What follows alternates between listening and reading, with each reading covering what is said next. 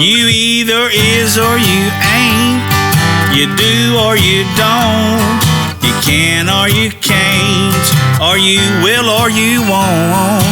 Either way, baby, a good man, well, he's hard to find.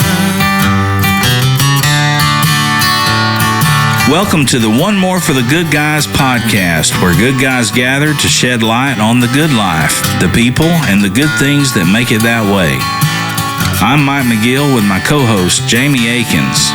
Now, raise your glass, lend us your ear, and let's have one more for the good guys. You either is or you ain't.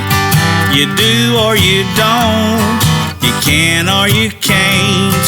Or you will or you won't.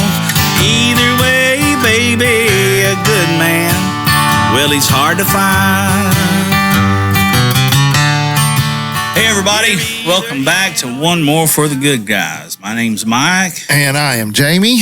We are here today coming to you live from the Honky Tonk, where we like to hang out and drink a little whiskey, maybe a little adult beverages, and smoke our cigars. But we're coming to you live here with the... We did a couple episodes, I guess a couple episodes ago, we did our all-time good guy baseball teams. I picked my starting lineup. Jamie picked his. Yep. And we thought about doing basketball today. And with basketball being in the mix, we got some sad news yesterday. The passing of the late, great Bill Walton, who was a two-time NCAA champion with the UCLA Bruins, as well as,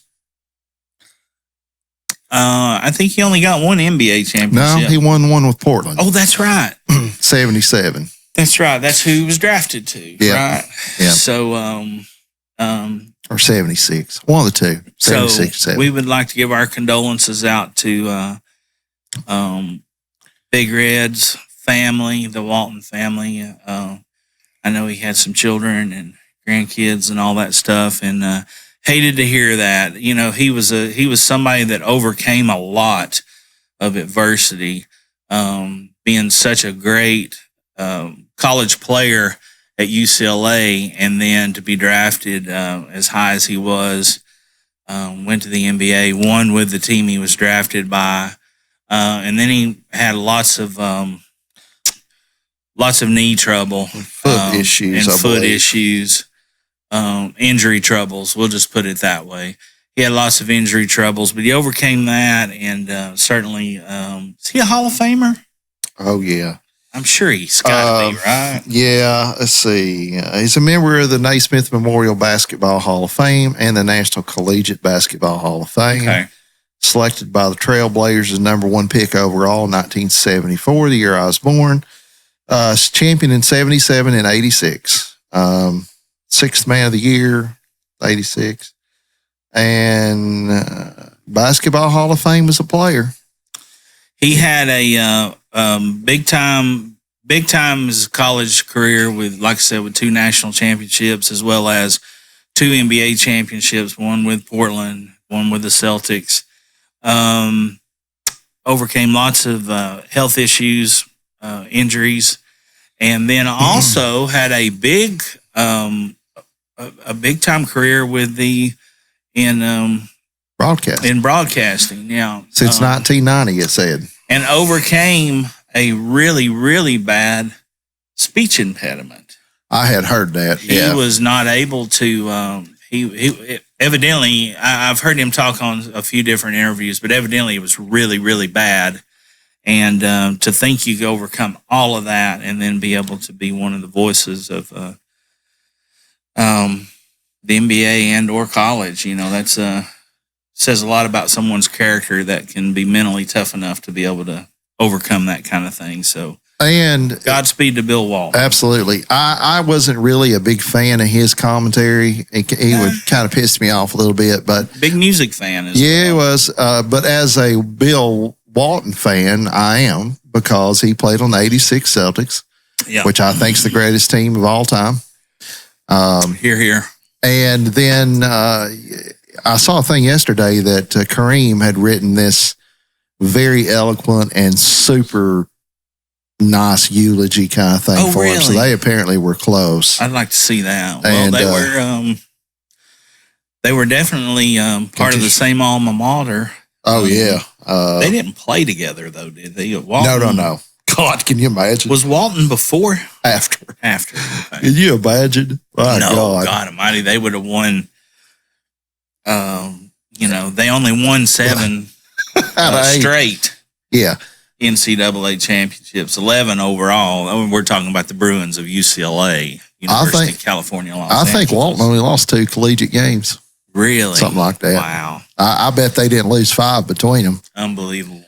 Let's see what he said.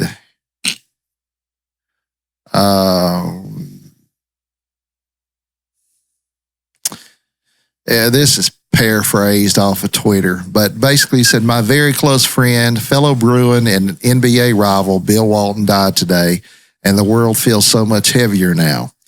On the court, Bill was a fierce player, but off the court, he wasn't happy unless he did everything he could do to make everyone around him happy. He was the best of us. That's Kareem on Bill Walton. Wow. That's all it needs to be said, really. Yeah. That's something right there. Certainly an integral part of the 86 Celtics team. I've heard him many, many times talk about how that season and saved his life, basically, because he was on a downhill swing by then, It's definitely in the twilight. It's 12 years in. Or 13, and how much respect he had for Red and for Bird and McHale and all of them. Something I heard that McHale said that when he would call him, he would say, headquarters of the national champion Boston Celtics, this is Bill Walton speaking. That's what he would say to Kevin, something like that. So anyway, like I said, Godspeed to Bill Walton. Yeah. Certainly would be in I think we should do a top college players of all time list later on.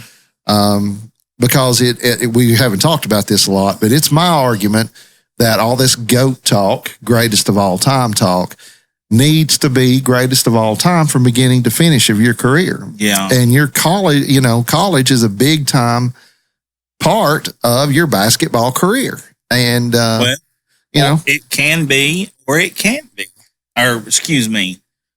it can be. And then not necessarily even the greatest collegiate players. They might not have the all-star Hall of Fame NBA careers. Correct. So, that happens more often than not, obviously. Yeah, very much so. So, but as we get into this list, we'll talk more about that. So we picked our starting lineup, right? Yeah. With a sixth man? Is that what we did? We picked a manager and we picked a starting lineup with a sixth man. That is correct. And then we also, kind of the same caveats as what we did with the baseball. So to get everybody up to speed, people that we were able to see play. So it would be, 1970 and on. Yeah. Well, certainly that played from 70 on. They didn't have to start after that. I think with basketball, it was a lot easier because you don't have 150 years of right. And the players that we picked, liking to the baseball list of what we picked, we actually picked them by position for the position that they played, and not just, I'll take Michael Jordan 5 times. Yeah. Right. So, all right. Well, let's get into it. You go ahead. You start. And you want to do point guards? You want to do that? Sure. We can start at the point. Oh, you know what? We picked I have it written down, but we did, we picked 2 players each, right? Back up. Yes, we picked that's correct. We picked a starter and a reserve at that position. Right. Because I just looked down and I was like, well, there's 2 names here. Okay. Yeah, that's what we did. Point guard. My first choice of point guard would be, there's, for me, there's none no better. It was Magic Johnson.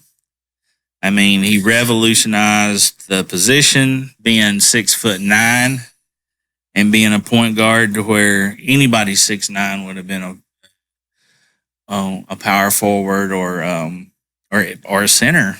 especially then, degree. right? Especially for then. sure. I mean, you got LeBron in that crowd now trying to play a little point, and they're 6'9" or 10. But yeah, that for then that was unheard of. And they can do it, but they're out of position. They are not correct a point guard. That's right. Magic was a point guard, except in that who first could NBA. play out of position in other positions and still be pretty effective. Yeah. Except in that first NBA Finals when he had to fill in for Kareem, play center. He had to play center. That was pretty impressive. Yeah. Yeah, I mean, I don't see how you have a conversation about point guards ever, okay, without saying Magic. Mm. You know, a lot of people throw around current names. You know, Steph Curry's great. Don't look at Steph Curry and go, "Oh, that guy's a point guard," right? He brings the ball down maybe, but he's a shooting guard in my head. He's a two guard. He's a two guard, and but my pick is also Magic Johnson as well. Steph did. Oh yeah. The game changed because of his talents. That's right. Agreed with Magic. Right. So Magic Johnson's my guy too. I would never start. Magic's not my favorite player of all time, but it's hard to start a franchise without Magic Johnson as your guy.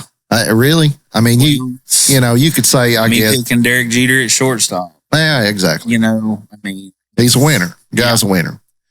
5-time NBA champion, 3-time NBA Finals MVP award, 3-time NBA Most Valuable Player, 12-time All-Star, 2-time All-Star Game MVP, 9-time NBA First Team, All-NBA Second Team. You know, how many more you want? Final Four Most Outstanding Player, NCAA Championship in 1979 with Michigan State, and Collegiate Hall of Fame as well as NBA Hall of Fame. So, absolutely, Mr. Everything. There you go. You know, if you want to do backups, who you coming off the bench to back him up? All right, on my bench, my point guard bench. This was hard. Okay, if he gets tired. Yeah, this was hard because I didn't grow up watching this person, even though he falls into this era of, hey, you know, he actually played during this time and saw a lot of film, seen a lot. But the biggest thing for me is that when Kareem says you're the best player he ever played with, mm-hmm. that goes a long way for me because Kareem, as you well know, played with Magic Johnson, but he also played with Oscar Robertson too. Oh, there you go. And who was a point guard, but just a complete player, right? Didn't get to watch him play, but was the first guy that could do it all. You know, the big O. Yeah, the big O. So that's my guy. Stockton was going to be right there with Magic for me, but man, who's the all-time assist leader? Stockton is not Magic. So anyway, I had Oscar by a hair as really close. Well, Stockton was my guy coming off the bench just because when Jordan says you're the best point guard, you probably are. You probably are. It's certainly that he played against. That's right. You know, 6'1", 10-time NBA All-Star, 2-time NBA First Team, All-Star Game MVP, College Hall of Fame, number retired by Gonzaga, steals leader twice, all-time assist leader. So you got somebody that can come in. Dream team. Yeah, I mean, you know, you got somebody that can come in and lock down on D, distribute the ball, be a floor general. That was my pick. And I think for John, one of the big statistics that doesn't get talked about a lot is he's an Iron Man. The guy hardly ever missed a game. Yeah, right. You know, like this kid that came out of Duke that's so good that plays at the Pelicans. What's his name? Oh, shit. You know what I'm talking about, though, right? Yeah. But he's already missed more games in his career than John Stockton ever did. So Stockton played many seasons with 82 games, the full season.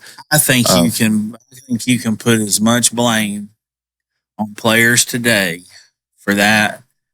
I think I think you can put as much blame on the media and everybody having to have a damn hot take. Everybody going to have to say something about. I mean, they're already talking about Zion. The Celtics have are in the in the finals now, and they're already talking about what's his Jason name? Tatum.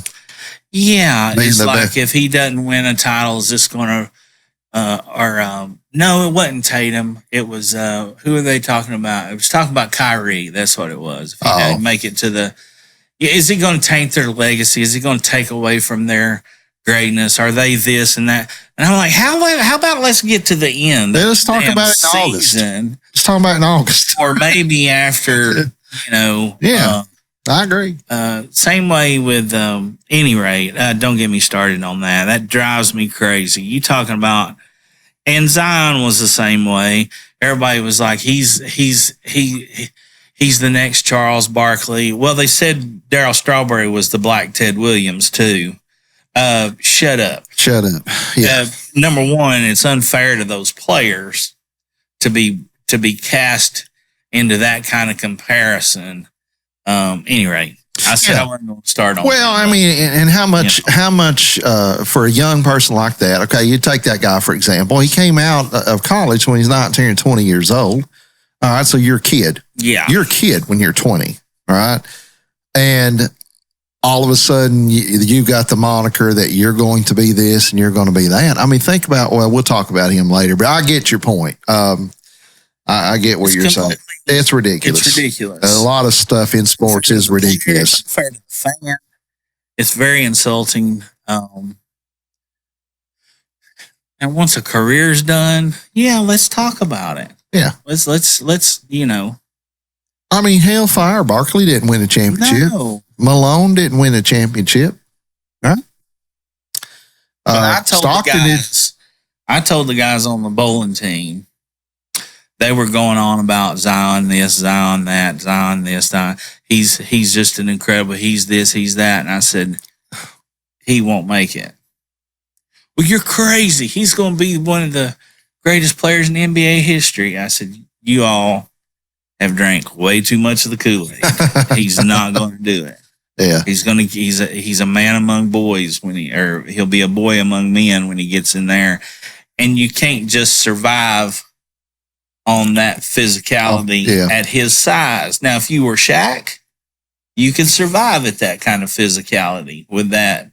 Yeah. But not at his height and eating double cheeseburgers every day. And you just can't do that. Yeah. And athleticism will only take you so far, Bingo. Much better way of saying it. He's obviously a great athlete, and not to get off on a tangent, but yes, he's a great athlete and all that. And he's done well when he's played. Sure. But, putting these, anyway, shooting guard this is the next position, right? Your turn, my turn. You went first. I'll go first. Right. Okay, so this was a no-brainer, really. Not to get into the GOAT conversation, but Tripuccia. Yeah, that's it. You guessed it. So, Detlef Schrempf, who's a great player. He's a good player. But obviously, shooting guard, any list, you'd have to be Scottie Pippen only, not to put Michael Jordan as your shooting guard, right? And I'm sure he would. He should. Yeah. I know they having some outs here lately, but Jordan, arguably the greatest player ever, played both ways. I watched a lot of Jordan's games. I know you did. That was right in our youth when we were into this. So that's one of the reasons he's so damn popular. And plus, 6 championships. And I didn't like him. I didn't pull for the Bulls. I didn't pull for the Bulls until Bird retired. And you know what? Not many people did till Bird retired. I pulled for, now I pulled for them when they played the, whenever they'd be like playing the Pistons or the Knicks or somebody like that. But when they were playing Phoenix in the finals, I was pulling for Phoenix. When they were playing Utah, they played them twice, right? I think so. I was pulling for Utah. But they played, who else they played? Played Portland once, didn't they? I mean, they just played creamed Portland. them. Yeah, they played the Lakers the first time and swept them. Yeah. I think. Yeah, that was the one where he went and he had the basket and then he changed hands at the last minute just because he could, because he had been up there 2 days in the air. Show off, motherfucker. Yeah. Anyway, Michael Jordan. I mean, I don't see how you don't put Michael Jordan as your 2 card. He's the greatest. Think about Jordan that gets overlooked, not spend too much time on him, is that he might be the greatest defender to ever live, too. It's not that it's like I say about Tiger Woods. We're sitting here in the honky tonk and there's pictures of Amen Corner right over here. Yeah. And you've probably seen some of the other shots. But look, Tiger Woods, you say Tiger Woods to anybody and they thought, man, he hits the ball a long way. Okay, great. Tiger Woods might be the greatest putter of all time. Yeah.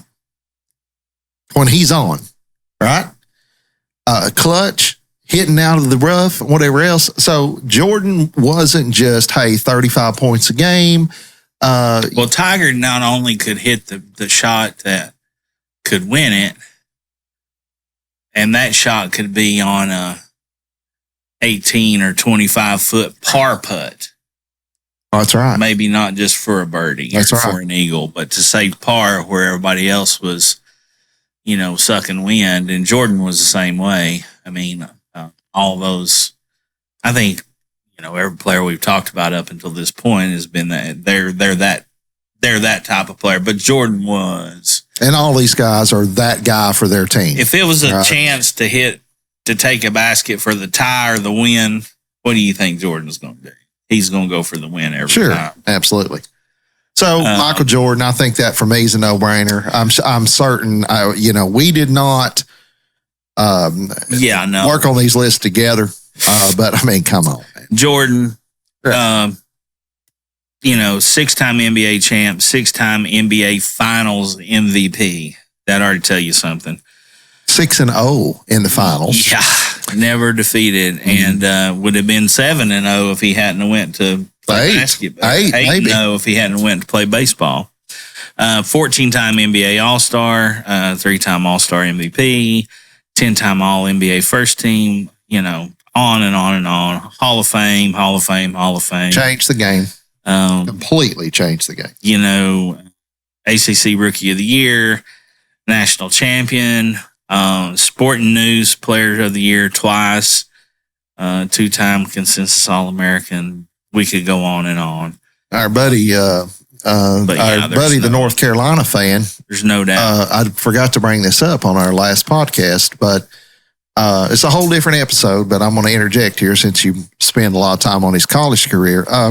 That North Carolina team underperformed during those years. Should have had more than one. Absolutely. Should have had more than one Perkins champion. And Worthy and Jordan. Ain't that enough? I mean, you'd think. Jordan, and for my backup guy, and are you done? Okay, for my backup guy, Jordan too. Kobe Bryant's my shooting guard in the hole, and think about how good your list has to be to put Kobe on the bench, right? Yeah, Kobe would probably not be on the bench.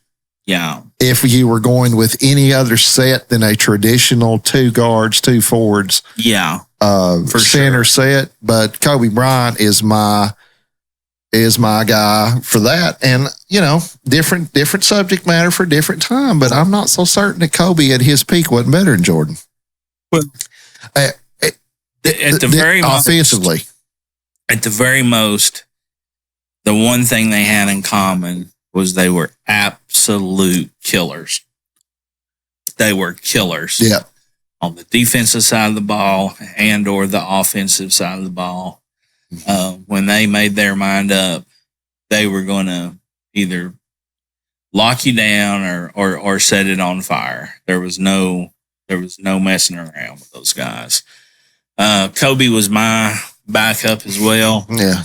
5-time NBA champion, 2-time NBA Finals MVP, MVP of the league in 2008, 18-time NBA All-Star, 4-time MVP of the All-Star game, on and on and on. Of course, his life cut short But, you know, parade All-American, you know, and the other thing that a lot of people forget about Kobe came straight from high school to the NBA. That's right. Now, back when you didn't do that as much, No. See, I can't remember. Did Kobe come in before Garnett did, or is that about the same time? I think Garnett was a little after him. Okay, I because think so. he Now, came in don't after put me high on. school too. Yes, he did. But prior to that, it was unheard of unless your name was Moses Malone. Yeah. And well, I can get off on tangents, but yes, Kobe Bryant. You know, I hate the Lakers with a passion, but as you can see, 2 of my 4 guys are Lakers so far, and yours. Yeah. Hate them, but you know what? Well, this ain't about No, like and dislike. This is about being reasonable and picking the best players. yeah. Like we ought to do a list one time of the players we hated the most. Oh yeah. We could do that. Yeah, most of mine are going to be Pistons, but we can go for sure. All right, so let's get to the small forward. We've done our backups, and I did the shooting guard first, so I gave Jordan out first. Who have you got at small forward? I can't imagine who. The hick from French Lick. There's only one. Larry Joe Bird. Yeah. I'm sure you picked him. Oh, yeah. I've got his stats pulled up. 3-time NBA champ, 2-time NBA Finals MVP, 3-time NBA Most Valuable Player, 12-time NBA All-Star, All-Star Game MVP, 9-time All-NBA First Teams, NBA Rookie of the Year in 1980, which was also Magic's rookie year. Yes. NBA All-Rookie Team, 3-time NBA three-point champion. Only 3 times he entered. 3-0. I'm not sure what this means. Think. This is a stat I'm not certain of. Maybe he lost one in 88. I can't remember. 2-time 50, 40, 90 club. You have any idea what that's for? I'm going to look that up. I can click it here, but before I do, of course, obviously the number 33 retired in Boston, as well as Collegiate Player of the Year in 1979, lost to Magic in Michigan State in the college finals, retired by Indiana State, retired by Boston, obviously. I got your 50, 40, 90 pulled. What is that? What does that mean? It's another one of these statistics they make up, just for fun. It requires a player to achieve the criteria of 50% field goal percentage, 40% 3-point field goal percentage, and 90% free throw percentage over the course of a regular season. Now, that last number is going to keep a lot of players out of that. The first player to accomplishment is Larry Joe Bird. There you go. And he's one of 3 players to achieve it in multiple seasons. Nice. Here's a little trivia for you. There are only 2 players that have had multiple 50, 40, 90 seasons. One of them's Bird and one of them's a current player. A current player. Current player superstar. Huh. LeBron? He Steph can't- Curry? That's the 90% that gets LeBron.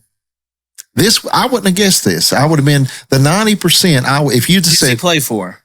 Or is that Shit. too much of no, he's played for like 7 teams now. He played for Texas in college. Okay, Durant. Kevin Durant. Wow. I wouldn't have thought he shot 90% from the free throw line. My respect for you just went up, Kevin Durant. Yeah. So yeah, Bird also was coach of the year in 1998 with the Pacers and NBA All-Star, NBA Executive of the Year in 2012. the only person alive or dead to have won Player of the Year, Coach of the Year, and Executive of the Year. The only person to ever live. to do that. Really? Absolutely. In basketball. Now, I don't know if it even exists like that in football, but yes, he's the only person to ever do that. Larry Bird versus Ditka. Who you got? Well, I don't know. You see the new Bird commercial where he's beating the piss out of the attic for the. Yeah, that's pretty good. That's pretty good. I don't know. The reason to say that is we were going on about, and just remember those old SNL skits where Ditka versus the Browns, the whole entire Brown team. Ditka. Oh my, Larry Joe Bird. Okay, who's your back? Who's got your back? Up. Oh goodness, shooting forward. I hate to do this. I just don't think you can keep him off the list because he does have 4 titles. He's the all-time scoring champion now. He's played forever. I got LeBron as the backup. I'm not a fan, and I'm not really a hater either. The guys, what I will say about LeBron is the best basketball athlete I've ever seen. Just overall, to be that big, that fast. And a lot of people say that. You hear it all the time. He's got the body and the physicality to have played in any era. That's no doubt for sure. Yeah. And he would have been, he's the style of play is different, so it's a different game.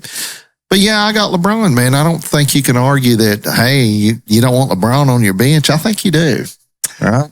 You maybe don't want him talking to anybody while he's on the bench from a standpoint of chemistry, but you got to say, hey, man, yeah. And again, I'm not a big LeBron fan. Never was. Never got caught up in any of it. But you can't hold his accomplishments against him. There's another guy that came straight out of high school. Now, the only thing I think, well, I shouldn't say it. That's not the right way. I don't believe that. That's not the right way to say it. I'm with you. The thing that's most impressive about LeBron is his size, his speed, and his longevity. Yeah. I mean, that's impressive. That's impressive. Now, that can also be said for Kareem. Or there could also be an argument brought against that today's NBA is a lot softer than a lot different game. And it was. But you either adapt or, you become a hater or you try to support the game itself, so.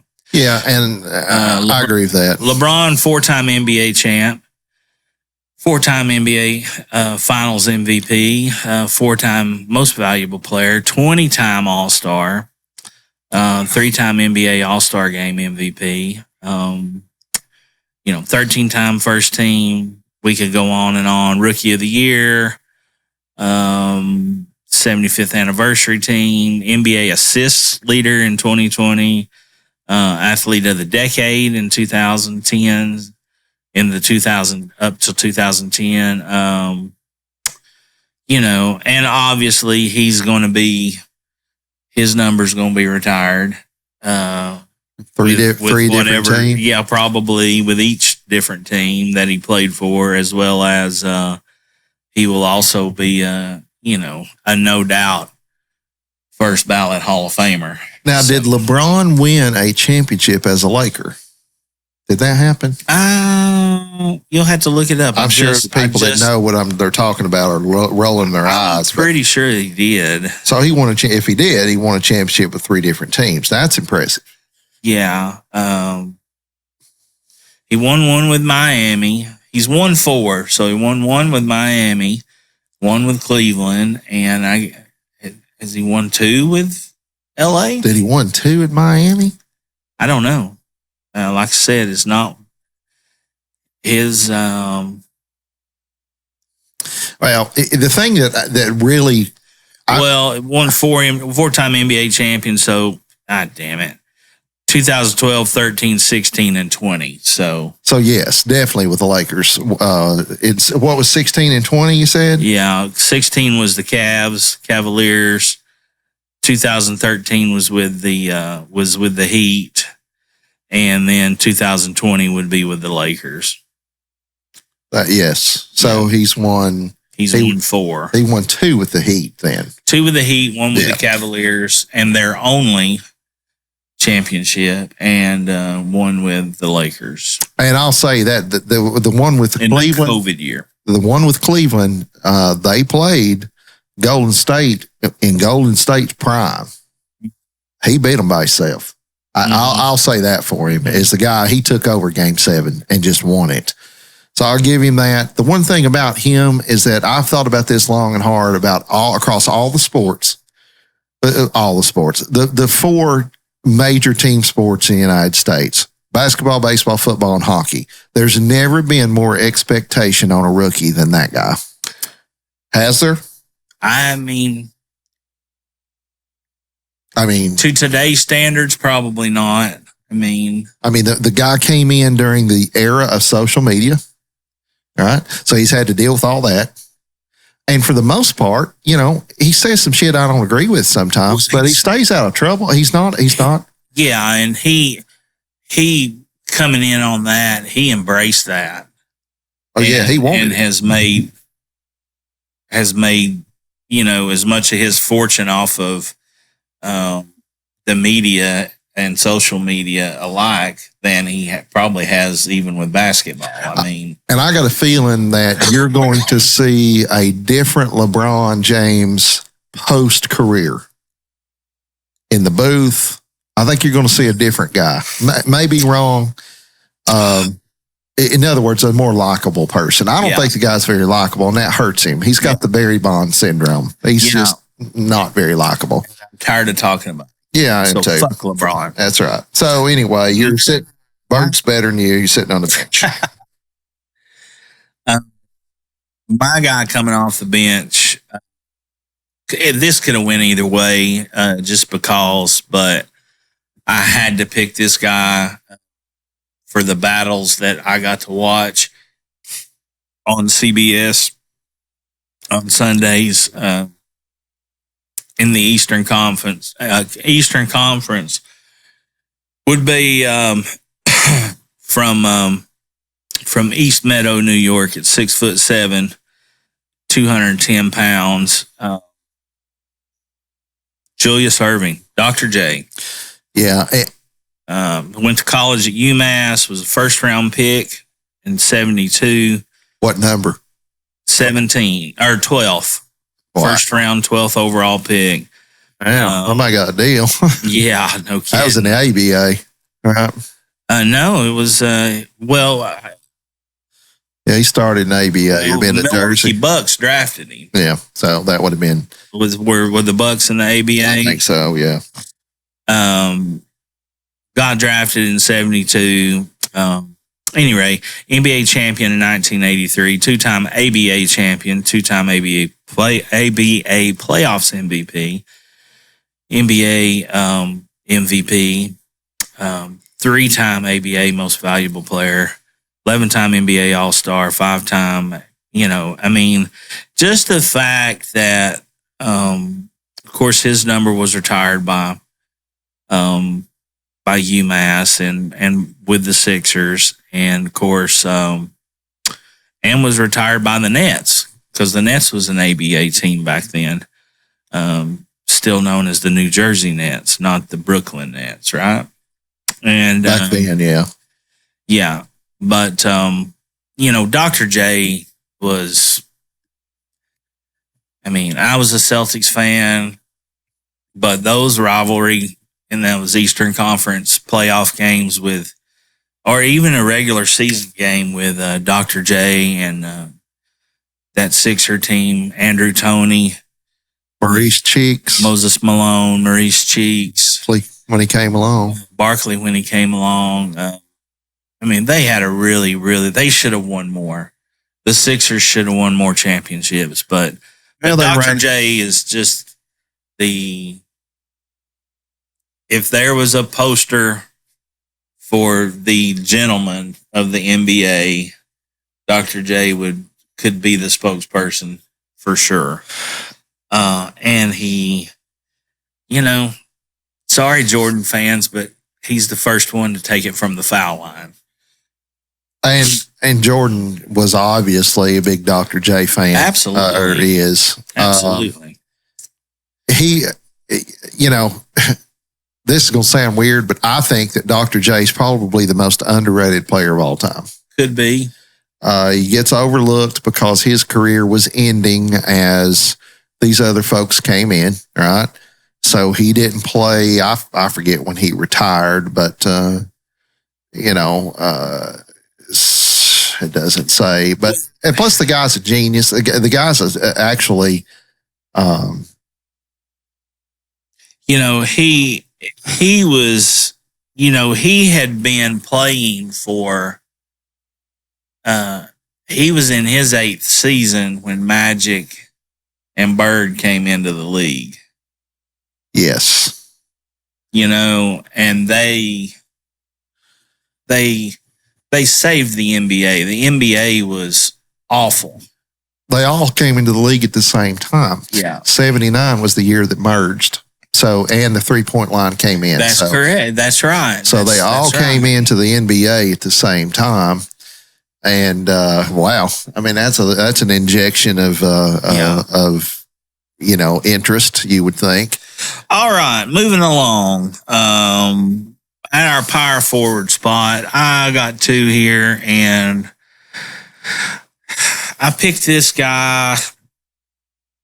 I picked him for his abilities and his work, but I also picked him just because I think he's such a. I think even though he told the world he was not a role model, I truly believe he is one of the best role models that we have. As far as an equal voice for the African American community and for basketball. The guy talks common sense. He doesn't talk opinions when he's being recorded. He doesn't talk opinions when he's, you know, on in the media when he's doing games. He tells the truth, and he's probably truthful to a fault to some people in some people's eyes. But without further ado, Charles Wade Barkley, the Mad Mound rebound from Leeds, Alabama. Played at Auburn. 6'6" and played like, I'd say he's probably 6'4". Yeah, real height, but played like he was 6'9". Played so much bigger than what he was, but came in with the 76ers in '84. And went out with the Houston Rockets in 2000. 11-time NBA All-Star. Was an MVP in one of those. 5-time NBA all NBA first team. 5-time All NBA. 3rd team NBA rookie. NBA rebounding leader in 1987. Let that sink in for a minute. That's 6'4". And Rodman was in the league that year too. Yeah. So and in the East, playing. Yeah, that's right. You know, playing those guys at least. I don't know how many times they played a year, but shit is a lot. It was a lot. SEC Player of the Year in '84, first team All SEC team, Hall of Fame, number retired by Auburn, number retired by the Sixers. Dream team. The Dream Team. Lead scorer. Gold medal winner. The Dream Team. Lead scorer. Charles Barkley was my first. That was my first pick. Of course, he was in his absolute prime. Well, I wouldn't say his prime, but he was at the peak. That was the year of the Suns and wasn't he was at the peak of probably like his maturity level as far as physical and mentally. When he was at Phoenix, that first year, man, he just. Yeah, there was nobody touching. They put him in the finals. They got beat, but he put him in the finals. That's my guy I had on the bench. Okay. Is Barkley. Also very tough. If we were doing favorites, be a different list, really. Sure. I'd have Bird on my list, and I'd probably have Barkley on the list. My guy at power forward is a guy that just got it done, man. and who Barkley says is the greatest power forward of all time. And that's Tim Duncan. I think that 5 championships says something for you, but also just to go 15-time All-Star, 15-time All-NBA. My pick as well, by the way. Oh, your bitch. Yeah, so we flip-flopped. 5-time NBA champ, 15-time All-Defensive Team, Rookie of the Year, 75th anniversary team, and just overall good dude, man. Tim Duncan is my guy. And that was quite a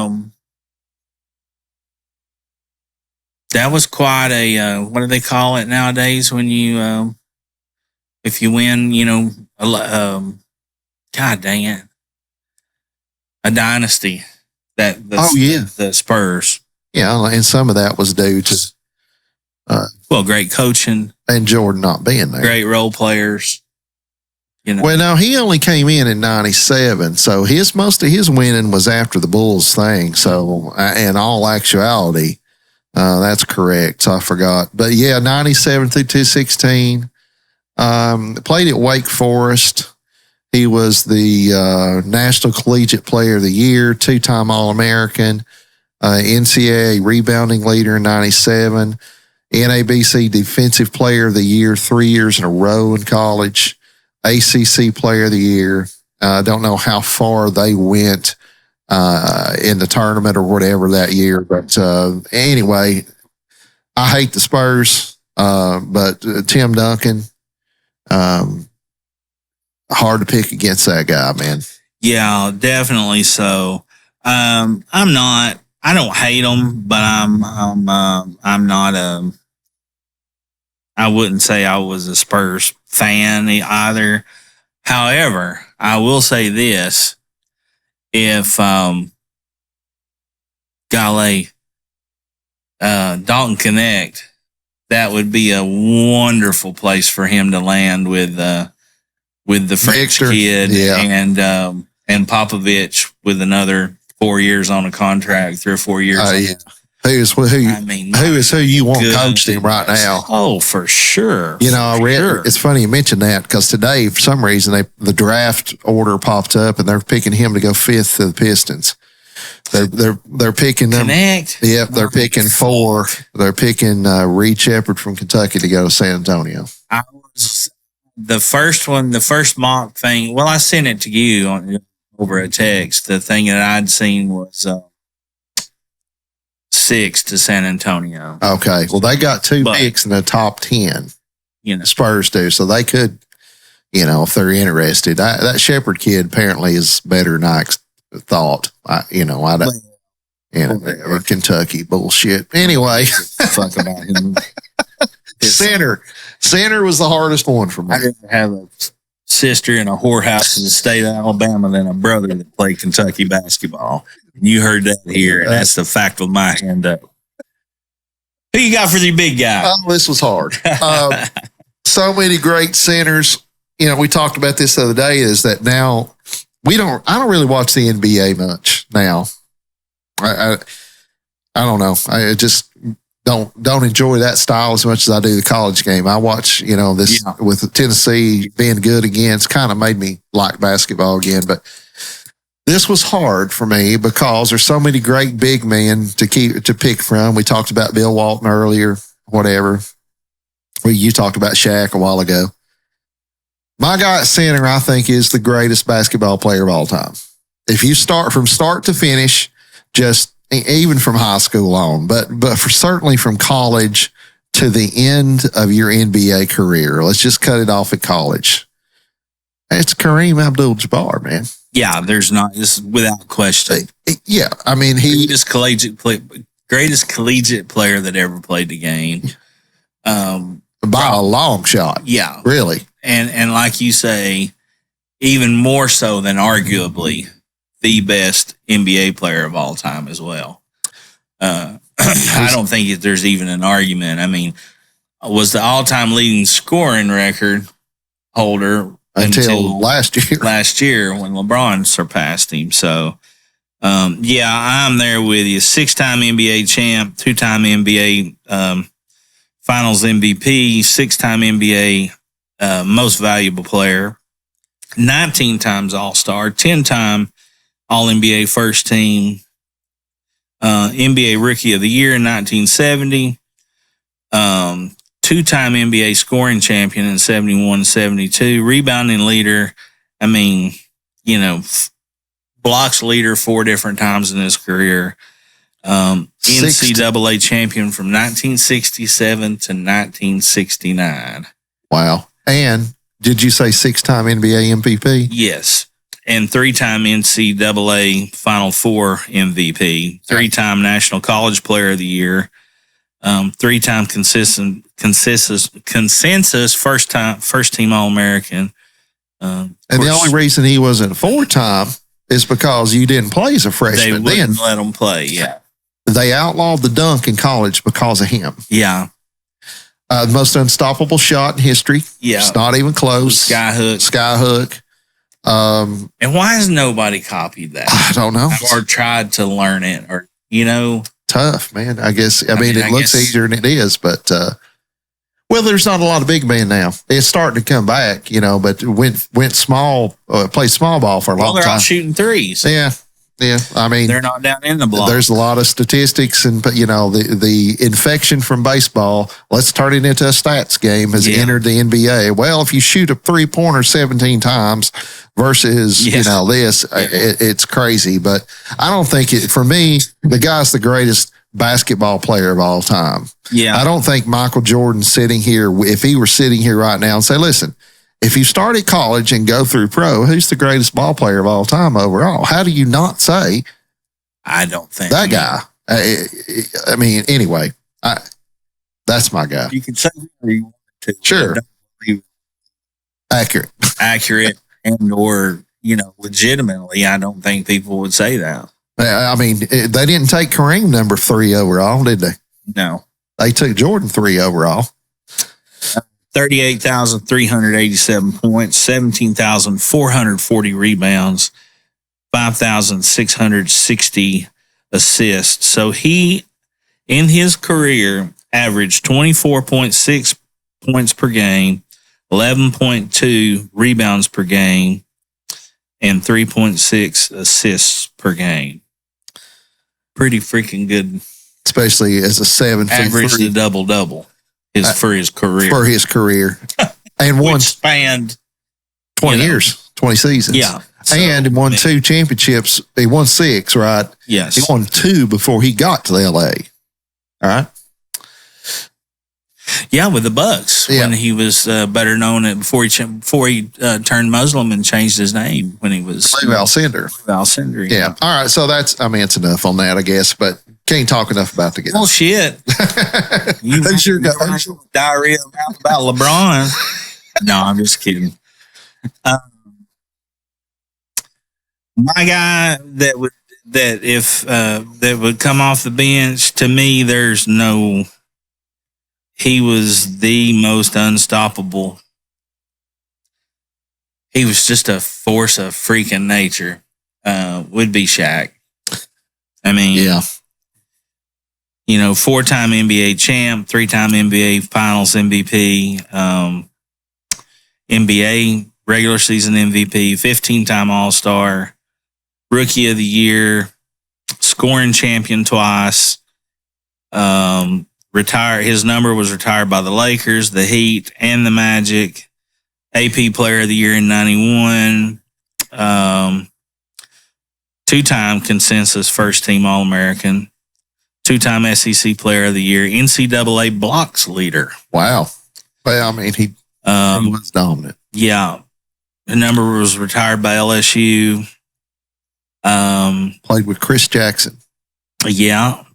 And also was gold medal winner. Oh, yeah. But, he as well, 23.7 points a game, 10.9 point rebounds, and 2.5 blocks per game. So averaged a double-double for his career. There was nothing like him. Just bigger, stronger than everybody else. Yes. Yeah. Yeah. That was your, okay, so who was your, my guy off the bench? well, who was your starter? Kareem. Oh, okay. Yeah, my guy off the bench. I don't know. Fucking guy. This guy over here. Bench guy. Oh, yeah. Well, my bench guy played a little bit during our era. Cut. Yeah, you got it. I was going Mark Eaton. Mark Eaton he led the league in blocks like every year. He was a big dude. Legitimate big guy. I think this guy is probably the most dominant force to ever step on a basketball court. It's certainly There you go. And that's Wilt Chamberlain. Yeah, no doubt. And yeah, here's another guy that died way too young. Hell, Bill Walton. Bill Walton just 71. Yeah. Wilt died way too young, but I heard some interviews. He had a very high respect for Bill Russell and the Celtics, and I think Bill was his, probably his mentor. He was his road agent, if you will, to help him get through the NBA. Probably so, and no doubt Bill Russell was that for a lot of people. Player and a man. Yeah, and being an African American man. Yeah, as well during that time. Yeah. But overall, I mean, the guy was a great track athlete, super fast. Competed in track in college, and then led the league in scoring nearly every year he played, and was just. Plus, on top of all that, the great stuff that he did, he was in Conan the Destroyer. That gets you a bench spot in my team all day long right there. So I got Wilt Chamberlain on the bench, got Kareem and Wilt. There's two damn Lakers. How many Lakers are on my team? I made myself sick to my stomach with this. That's been my consensus since I met you. My stomach's been upset. I've got current Lakers are LeBron, Kobe, and Wilt on my bench. And on my starters, I've got Magic and Kareem. Magic and Kareem as my starters, and I have Shaq and Kobe as backups. Yeah, so 4 of your 12. Yeah. Or your 10 are Lakers. 5. Yeah. Oh, makes me sick. Anyway, so 6th man, for those who are not aware, there's 5 people on a basketball court per team at one time. The 6th man award is for the guy that you bring off the bench or girl. I don't know if they do it in WNBA or women, not, but 6th man, the guy that doesn't start, but that comes in and gets you going. And my guy won the 6th man. There's an actual award for it. Yeah. And my guys, both guys, I believe, won 6th man of the year. My guy, this is my starter, 6th man, if you will, starter, is Kevin McHale. Well, 2-time 6th man of the year. Probably the best post moves of anybody that ever lived. Hall of Famer. Integral part of those Celtics teams that won those championships. Being a coach, being an executive since, I guess. Career cut short. Well, he's done all that with the NBA and WNBA. That's right. Did he coach a WNBA team for a while? He coached was it a Minnesota team? But he was a coach with the Minnesota Timberwolves. Maybe that's where we're getting messed up. And he was a coach with the Rockets. And he played for the Gophers, Minnesota, correct? Yeah. See, that was the thing that I didn't understand. When he did that. He was Mr. Basketball in 1976. Oh, yeah. Minnesota. There you go. Award. I'd like to seen him in high school. I bet he was all arms. Oh, God, yeah. Probably didn't have to bend over to tie his shoes. He was disproportionately long. Yeah. Arms. Frankensteinish. Very, very much so. 3-time NBA. He was my pick as well as my first 6th man. No collaboration, none. None. They didn't talk about it. 3-time NBA champ, 7-time NBA All-Star, NBA first team, 3-time All-Defensive Player first team. You don't realize how good that defensively those teams were, man. They were just good. 6th Man of the Year twice. NBA Rookie First Team, 50th and 75th anniversary NBA teams. Numbers retired by the Celtics. First team All Big Ten. And the number 44 was also retired by the Gophers of Minnesota. Kevin McHale, that was my guy too. Who you got on your bench? Well, it was a toss-up. Reserve 6th man. Yeah, it was a toss-up, and I took this guy solely. He could score, but I took him as not only can a 6th man get you up by hitting some big shots and being a scorer, looking for that kind of spark. But this guy, he could give that to you, sometimes streaky, and had a good outside shot, but he also he could lock them down. Oh, God. You got another Laker, don't you? I got another Laker. Michael Cooper. Yeah. Guy with the tallest socks in NBA history. And clutch. That guy put a dagger in my heart more than one time. Oh, God. He's a real asshole like the rest of those Lakers. Yeah. I hate that people younger than us that came up after us didn't get to experience the NBA in the 80s like we did. Mm-hmm. It's a different game. Okay.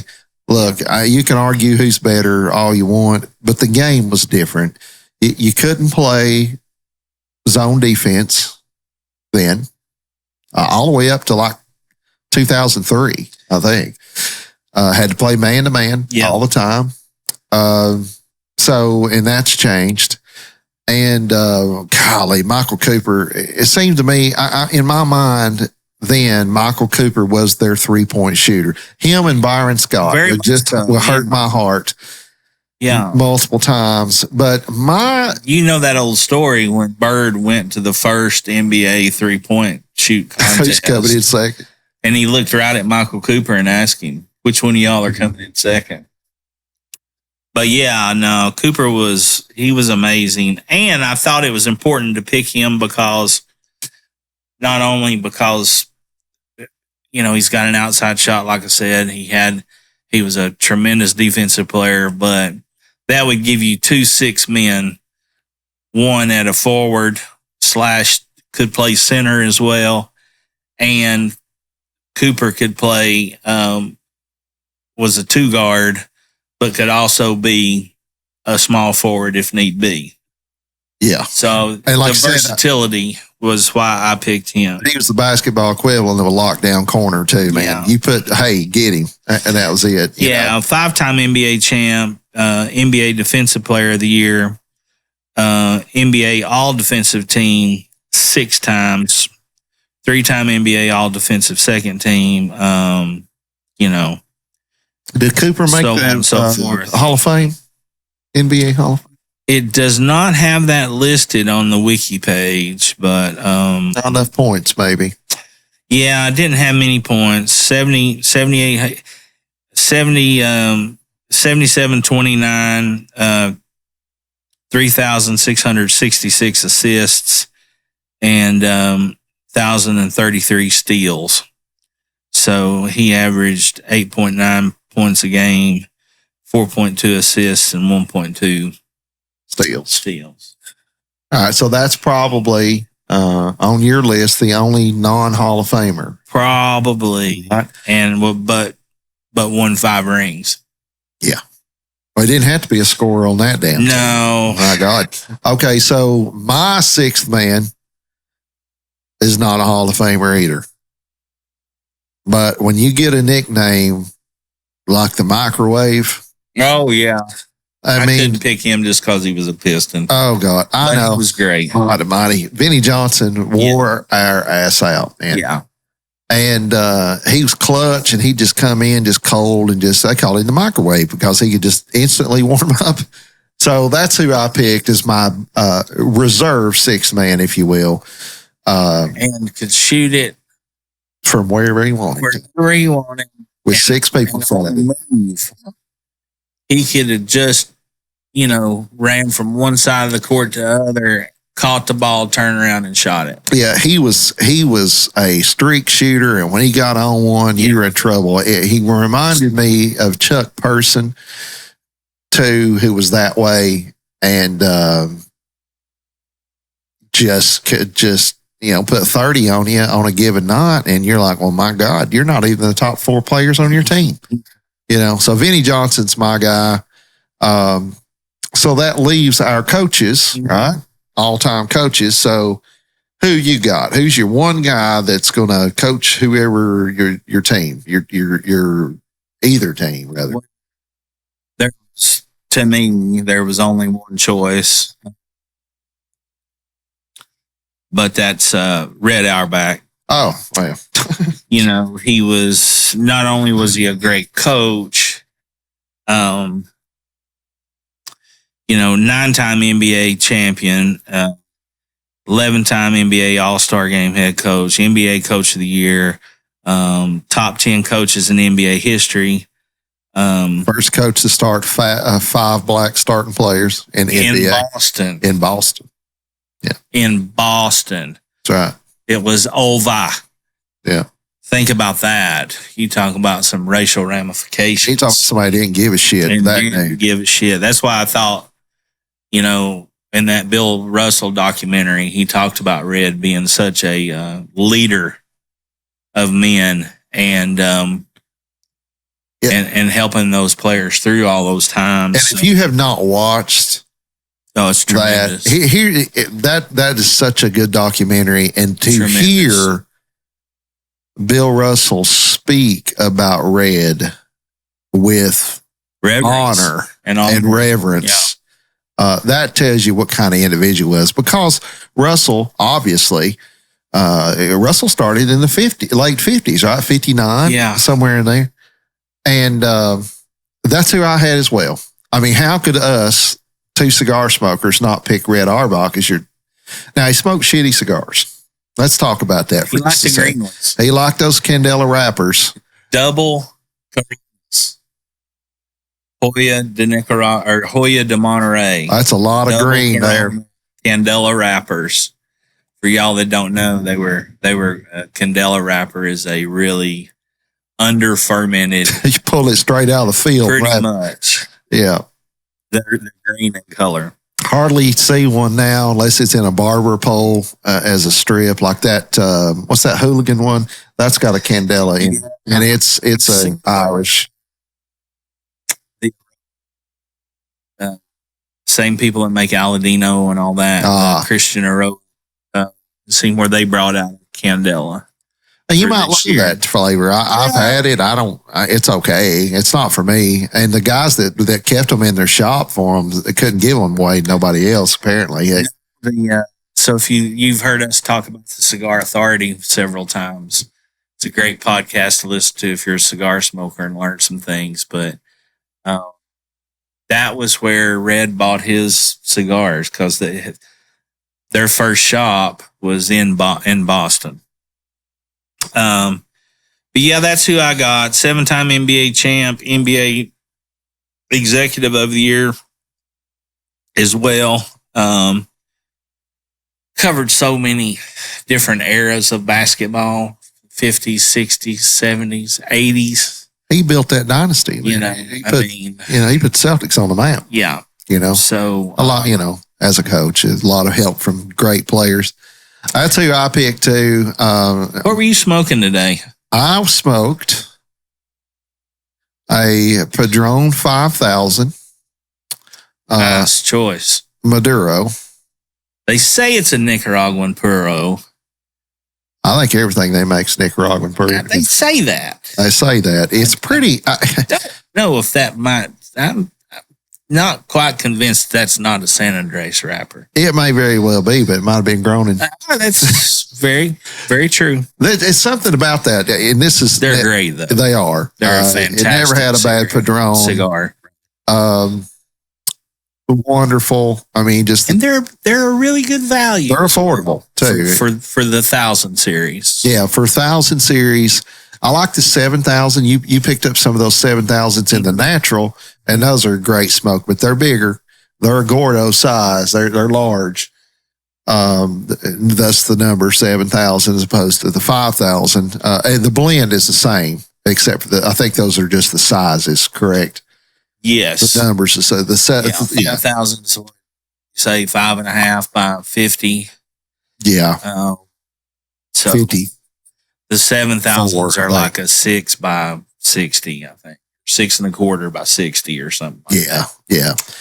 But, something that I wanted to in future episodes talk about. There is still not, if you are confused as a cigar smoker at looking at reviews or looking online to purchase one, and you find some,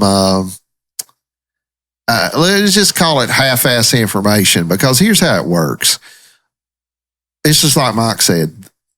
Padron apparently is very tight-lipped about the exact construction of these, all of them. Whereas somebody like, I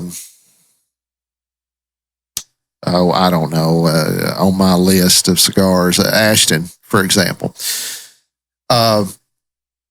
you get more information about the wrapper. Like, for example, here's a perfect example. If you look up the wrapper on a lot of cigars, they will say something to Mike, what Mike said, San Andreas wrapper, Ecuadorian Connecticut, Connecticut broadleaf, whatever. Look up this, and it says Maduro. Yeah. Okay, here's the problem with that. Maduro is not a tobacco type. Yeah. Maduro is a aging process. Yeah. Okay. The word Maduro actually means ripe. Ripe. That's correct. So,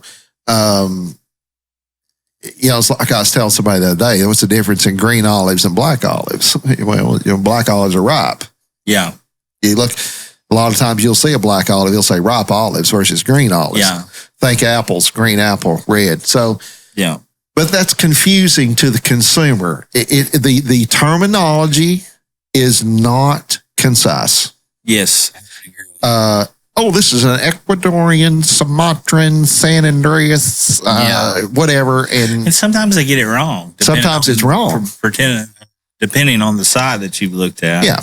Anyway, pet peeve. My guy on my bench, my backup coach. There was a couple I was going to go with. I thought about Chuck Daly. I thought about one guy that gets overlooked is, I just lost his name. Lenny Wilkins. Old school name. At one time was the all-time wins leader. Yeah, old school name. Old school. So, but I went with Pat Riley. Very good. Just because he was a winner. He's a winner.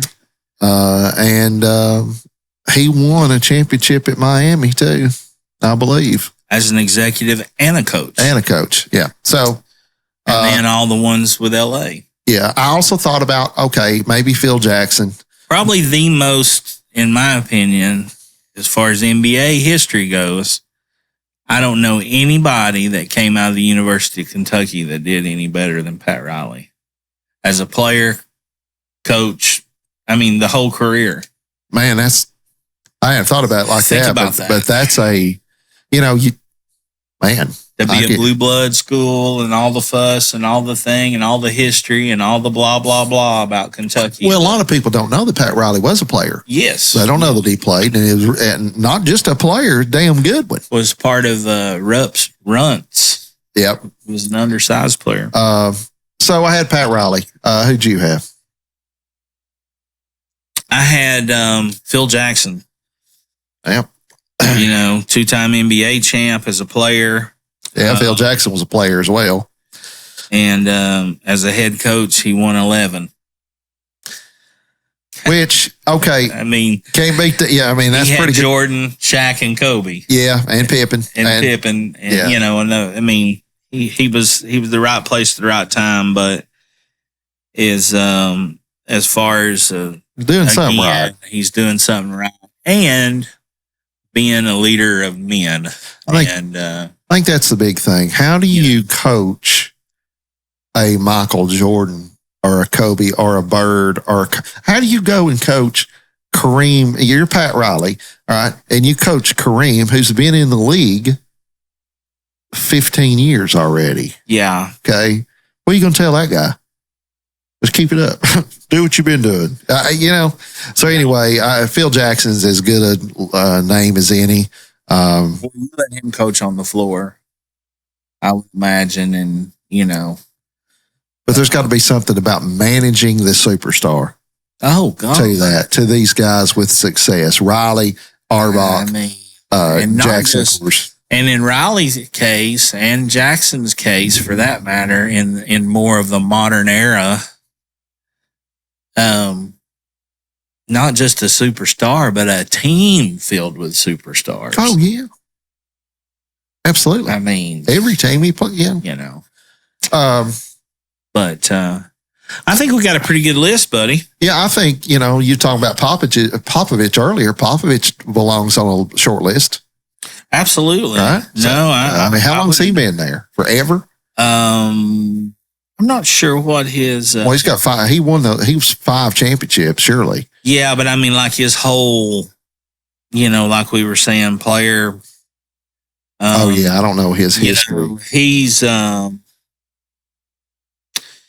he started coaching in 1973 with Air Force. Wow.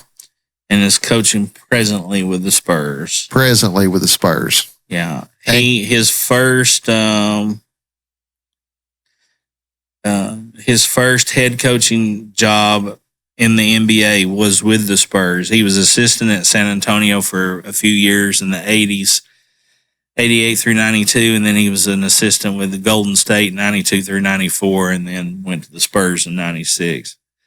As a head coach, 5 NBA championships. Yeah. Coach of the year 3 times. One of the top 15 coaches in history. Yeah, I mean. Oh, certainly. And, you know, of course, you had Tim Duncan.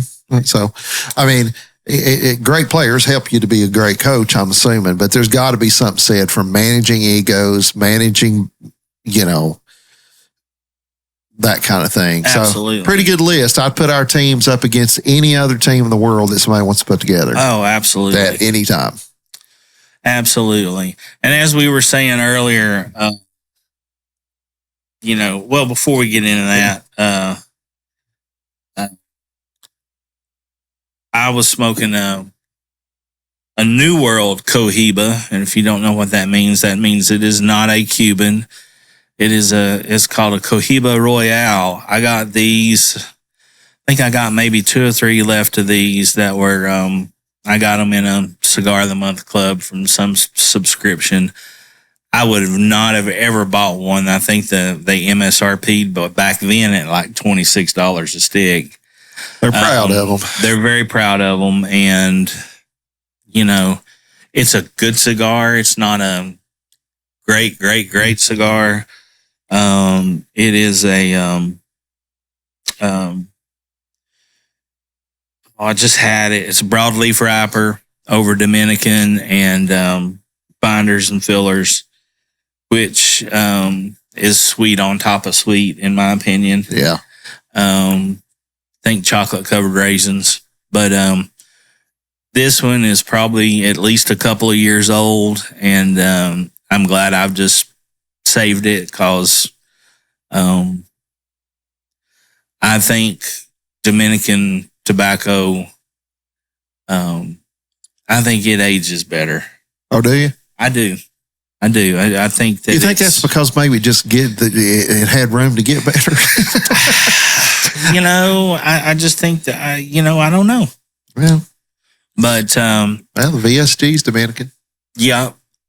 So, but at any rate, we're hoping you've enjoyed this episode, and you know, hopefully you'll smoke them when you got them, and enjoy the NBA playoffs that's coming up. I guess the Celtics are waiting to see who they're going to play. Yeah, and it's going to be the Mavericks. So the Timberwolves came back and beat them last night. Yeah, it's 3-1 now. But no team has came back from a 3-0 deficit. So no, and it's not going to be this one in the history of the game. You're going to get a chance to see if you watch NBA. You're going to get a chance to see two superstars go head to head. Absolutely, Tatum and it went crap. Luka are studs.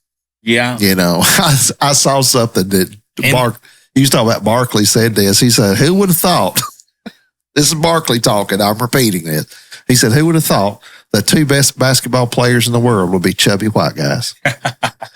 Then he's talking about, of course, the Joker, and talking about Luka at the Mavericks. And arguably, you know, they're both great for sure. But you know, as far as talent goes, I don't know if there's anybody any more talented than Kyrie. Honestly, head case, but he is a nut job. Yeah, he wants his cake and eat it too. I mean, he wanted to be the man, you know, and then got to be the man, and then didn't want to be the man, and then, you know, demanded this and that, and getting coaches fired, and all this stuff. And but out of all the time, it seemed like he's got his head screwed on pretty good with Dallas, but I don't see him coming back and beating. I don't see the Timberwolves being able to come back down 3. They're not going to, and to be honest with you, I don't see Dallas beating Boston either. But maybe those Celtics can sure disappoint you. Boy, they can. Yeah, but at any rate, that's been our starting 5. For NBA to try to come up with something for the basketball playoffs that are coming up. We hope you've enjoyed it. Smoke them while you got them. Be kind to one another. Say something nice to people. Anybody can be an asshole. You know, you've heard us say that many times. And always remember that if you've got something hateful or hurtful or rude to say, don't. Because it can affect people in the worst of ways. So, and it affects you in the worst of ways too. Absolutely. It's really, you know, the reason he says that every time is that don't be an asshole is because we know how to be one. We speak from personal experience. Anybody can be an asshole. It takes somebody not to not be one. It takes effort to be kind to a stranger. Right. It really does. And that makes it worth it. So anyway. Hey, you want to do it? We'll do another one. All right. Cheers, everybody. Cheers, everybody. More for the good guys. See ya. You either is or you ain't. You do or you don't. You can or you can't. Or you will or you won't. Either way, baby, a good man, well, he's hard to find.